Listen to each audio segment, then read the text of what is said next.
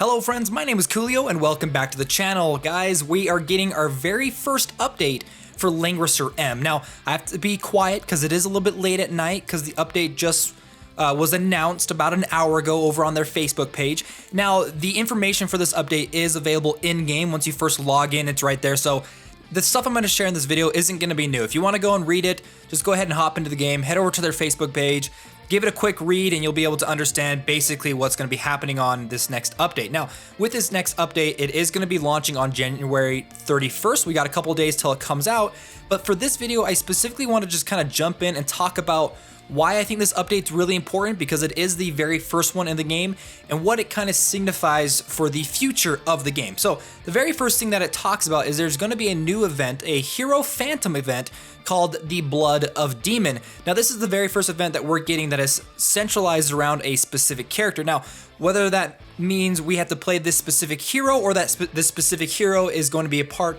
of this specific event, just how some story missions you have to play with certain characters.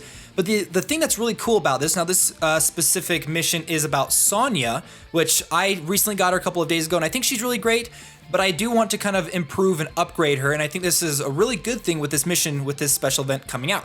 Now with this special event, there's going to be a total of, I believe, 4 stages, as far as I can tell, that you can play through. The stages are from level 20 to 50 and cost a total of 10 stamina to play through.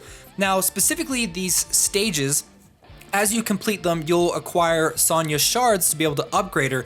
On top of that is each stage has 3 feats that you can complete, and if you complete all 3 of those stages, you get more shards on top of that. Now the reason why I think this is such a big deal for the game is a lot of people have concerns on pay-to-win mechanics, being able to spend a whole bunch of money to upgrade characters, but it's nice to see that there's going to be future events coming out into the game that give us alternative ways to be able to upgrade our characters, as long as you're willing to put in the time and you're willing to defeat these special events. On top of that, because of all these free shards that you can acquire from these, it gives us, you know, that alternate route to be able to upgrade our characters completely for free and be able to have more story missions possibly focused on those specific characters. So that's the first thing I want to talk about, is this special Demon Blood stage. We get access to free shards for the character. We don't know exactly how many free shards we're going to be getting at this time.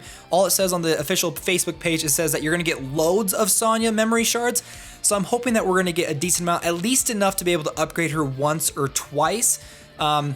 Maybe if you're around level 30, you can upgrade her once, and if you get all the way to level 50 and beat it, you can upgrade her twice. However, with this special event, I believe it's going to last for a couple of weeks. I can't remember. It's on the main page when you first jump into it, where you can actually see where, like, how long these events are going to be lasting, and I think it was for quite a while, so we have a good amount of time to be able to go through this.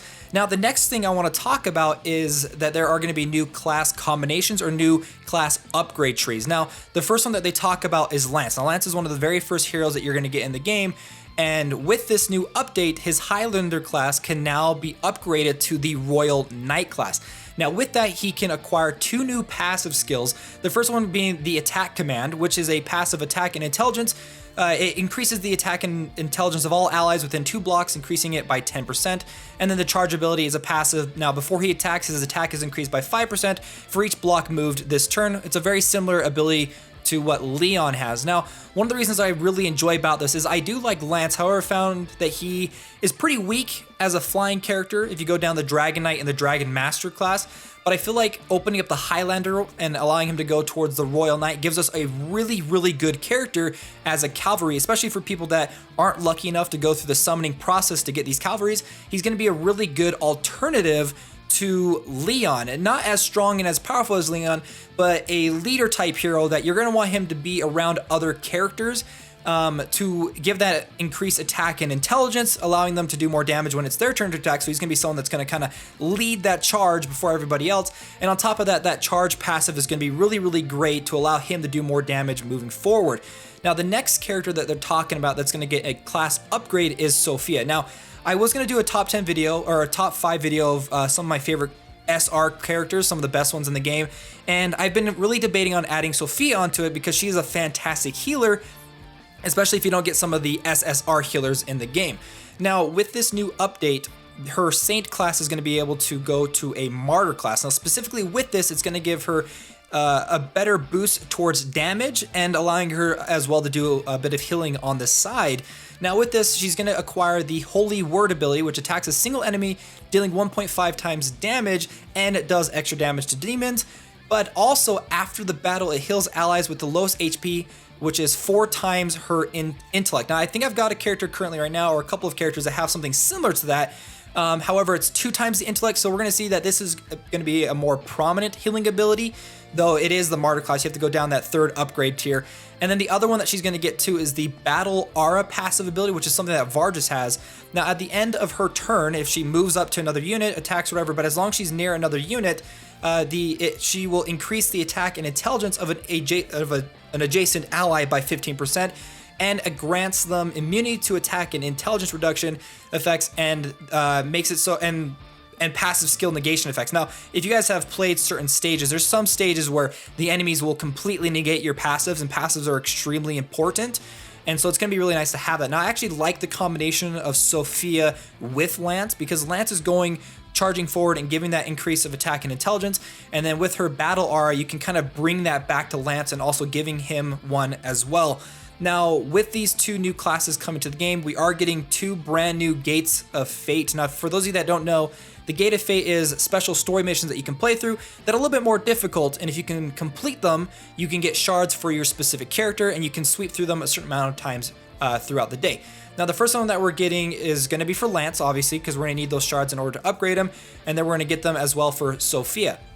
Now, one thing that I think is so important about this character upgrading path system and the Gates of Fate dungeons, now we already knew that Gates of Fates were going to be coming into the game. It was obvious we're going to get them for all of the characters eventually, but I think this class upgrading system is really, really important.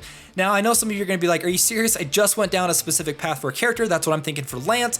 However, I do want to upgrade him to the Dragon Rider because he does get a faction buff, but I'm probably going to redirect him over to the Cavalry unit. And it can be a little bit annoying that this is coming out after probably some of us have been focusing a lot of attention towards these characters. But I do like the fact that we are getting more options in the future for specific characters and alternative path upgrades. Now, you can eventually unlock all of the passives and abilities for all the characters if you spend runestones in order to upgrade and switch their path class upgrading system, which I think adds a lot more versatility when you're swapping out certain abilities and stuff. For example, you could take Lance as a really good key. If you end up moving him towards Cavalry, you can take some of his previous abilities that he got through his Dragon Master and bring him over, but then take some of his new abilities that he's getting for his new class and kind of swap them in and out depending on the certain situations. If you want him to be a leader hero to charge the attack and do more damage and increase the allies, or if you don't want to do that, if you want to leave that to somebody else, but you still want like a good flying unit, you can bring him in. So I'm really glad to see that there is going to be future updates that will enhance the class progression system. So let me know what your guys' thoughts are on this new update. If you think it's a good thing, if you are excited for the possibility of being able to upgrade our characters for free, these alternative class progression systems that we're getting, new classes for the characters, everything like that. And if you guys enjoy this video, don't forget to hit that like button and subscribe to stay up to date with the latest in Langrisser M. See you, my friends.